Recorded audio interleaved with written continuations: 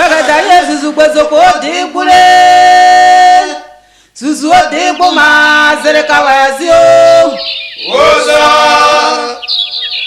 Zorazizo de Boma Zerekawazio Oza Gade Dimio de Boma Zerekawazio Oza La Bomishu de Boma Zerekawazio Oza Awa Yezira Gandani Awa Yezira Soyudani Awa Yezira Zidani Yasa Papa de Ban. Chers téléspectateurs, bonjour. BDM TV, dont le souci majeur est de vous instruire sur tout ce qui est en rapport avec la culture BT, va cette semaine vous plonger dans l'univers de la chefferie. Oui, comment était élu un chef en pays BT? Une question qui vaut son pesant d'or, car force est de reconnaître que de nos jours, la civilisation occidentale a pris le dessus sur notre tradition. Alors, pour avoir de plus amples informations sur la question, retrouvons M. Goye Krimo, promoteur de la culture BT. Bonjour. À l'état civil, je suis Goye Krimo, originaire de la région du Gor, de la ville de Gagnoa, du canton Zabia et plus précisément du village d'Ogodrupa. Aujourd'hui, nous allons expliquer comment le chef du village se choisissait dans la société traditionnelle. C'est ce que nous allons expliquer aujourd'hui. Parce que aujourd'hui, la manière dont on devient chef dans les villages là, ce n'est pas comme ça les choses se passaient au temps des anciens. Alors, dans la société traditionnelle BT, comment est-ce que quelqu'un devenait chef de son village? C'est ce que aujourd'hui nous allons expliquer. Avant, les patriarches se réunissent. Les patriarches, les sages, les anciens, toutes ces personnes que je viens de citer là, se réunissent et ils regardent dans le village. S'ils voient quelqu'un qui est sage, qui a les moyens, quelqu'un qui est père de famille, quelqu'un qui est généreux, quelqu'un qui n'a jamais, excusez-moi, cherché la femme d'autrui, quelqu'un qui n'a jamais volé. Parce qu'il faut dire que dans la société traditionnelle, l'enquête de moralité était vraiment très importante. C'est un peu comme le choix du pape, voilà. Parce que quand quelqu'un doit être choisi pour devenir pape, c'est un processus qui est lancé. Peut-être même que tu ne sais pas et puis il y a des enquêtes qu'on mène sur toi pour voir si le poste que tu dois occuper là, tu le mérites. C'est comme ça les choses se passaient dans la société traditionnelle au temps de nos ancêtres.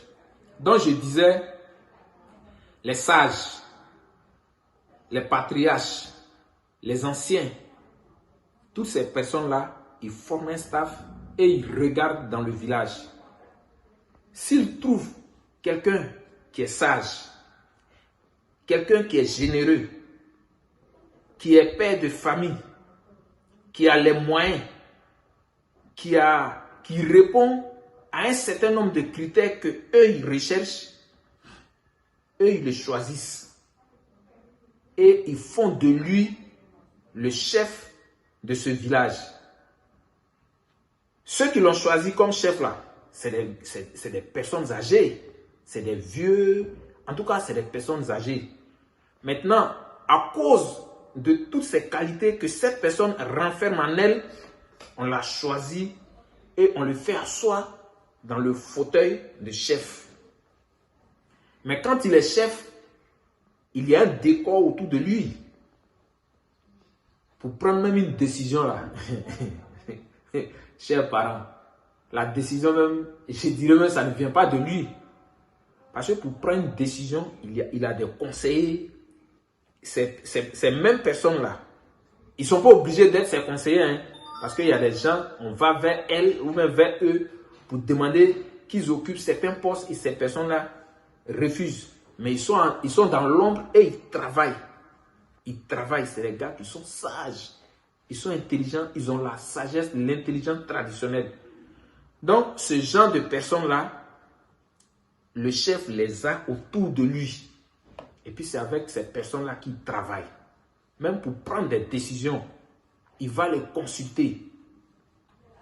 Et donc, après plusieurs jours, quand tu as été choisi pour devenir le chef, tu es là pour gérer les affaires courantes du village. Mais tu n'es pas chef de terre. Hein? Tu n'es pas chef de terre. En ce qui concerne le chef de terre, une prochaine fois, on va aussi donner un enseignement là-dessus. Tu n'es pas chef de terre, tu gères les affaires courantes du village. Il faut surtout retenir que dans la société traditionnelle BT, un enfant n'hérite pas des attributs de son père. J'explique. Ce n'est pas parce que ton père était chef de village et puis il est décédé que toi, tu vas être notre chef. Ça ne se faisait pas comme ça. Si ton père était chef canton, qu'il est décédé, toi, c'est pas toi, tu dois être chef canton. S'il était chef tribu et qu'il est décédé, ce n'est pas toi là qui va prendre la place de ton papa. Donc, dans la société traditionnelle de chez nous, un enfant ne pouvait pas hériter des attributs de son père. Alors donc, quand tout ce processus est lancé et que toi tu as été choisi pour devenir chef, tu deviens chef. Mais quand le chef a parlé au temps de nos parents, quand le chef a parlé.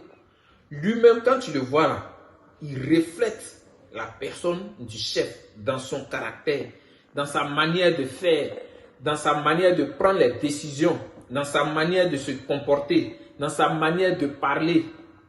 Quand tu vois tout ça là, tu sais que lui là, c'est un chef. Ce qui est très très différent des cas que nous voyons aujourd'hui. D'abord aujourd'hui c'est la démocratie. Parce que moi-même j'ai vu, je parle de ça parce que on ne me l'a pas raconté. Moi j'ai été, à un moment de ma vie, j'ai été le directeur de campagne au niveau de la jeunesse. Quand on devait faire les élections au niveau de la chefferie dans mon village, il a été directeur de campagne au niveau de la jeunesse de moi, mon candidat, dont j'étais le nom. Vous savez, aujourd'hui, pour devenir chef, c'est par élection. Et puis on te délivre ton arrêté. Tu es chef de façon légale. On voit des chefs de façon légale qui sont chefs. Mais ils n'ont pas le caractère de chef. Ils ne se comportent même pas comme un chef. Je vous assure qu'aujourd'hui, là, il y a des chefs qui couchent avec les femmes des gens. Mais deux yeux ont déjà vu ça. Quand vous partez chez nous, là, il y a des chefs qui couchent avec les femmes des gens. Il y a un petit garçon qui veut mettre son champ en garant ou bien qui veut vendre son champ. Il se cache derrière la porte, là, derrière la maison. Et puis, avec la complicité du chef, ils font un faux papier là et puis paf, ils vendent la brousse. Donc, ça fait qu'aujourd'hui même, quand le chef même passe, il n'est même pas respecté. Donc, quand le chef parle, tu ne crains rien au fait. Puisque quand vous partez dans les villages, très souvent, ça existe un peu dans tous les villages. Hein. Les matins, vous raconterez du moins au milieu du village, ou soit les femmes ou bien les filles du village là, elles font le riz, elles préparent et puis elles vendent 50, 100 francs, 100 francs. Le chef, mais il quitte chez lui là, il a son assiette en main. Et puis là où vous mangez au milieu du village là, il vient s'asseoir là et puis il mange. Mais ils vont te respecter comment? Et puis, au milieu du village où les enfants s'asseyent pour causer, le chef est de passage et puis les enfants sont en train de faire parable là. Forcé, quand il y a un problème dans le village là, ça, normalement, le chef est chez lui et puis on le trouve là-bas et puis il résout le problème. Mais le chef, dans la rue, il est de passage. Les enfants sont en train de se quereller, ils sont en train de se frapper. Il court, il vient et il se permet à demander, il y a quoi? Toi, tu n'as pas... Tout ça là, c'est quoi? Ça fait qu'aujourd'hui même là, nos chefs ne sont plus respectés. Cependant, il y a quelques-uns qui font encore de sorte qu'on puisse leur donner ce respect qu'ils méritent. Hein. Mais pour tout ce que j'ai donné comme raison là, nos chefs d'aujourd'hui ne sont plus respectés. Avant, quand il y a un problème dans le village, dans le staff du chef là, il n'y a même pas un qui va se permettre d'aller vers où on fait les problèmes, où les histoires, le problème est en train de se dérouler, où les gens sont en train de faire parable. Il ne peut même pas se permettre d'y aller.